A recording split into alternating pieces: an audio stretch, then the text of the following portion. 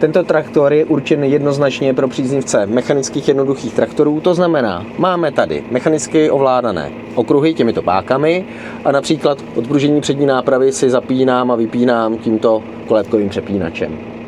Co se týká komfortních prvků pro obsluhu, je tady alcantarová sedačka, je tady samozřejmě sedačka pro spolujezdce, tady nahoře je ovládání klimatizace, větráku, je tady světlo, navíc je tady ambientní osvětlení, doufám, že se to bude dát vidět. A je to vidět, takže zatmavujeme. A z dalších prvků pro obsluhu je tady například stoleček.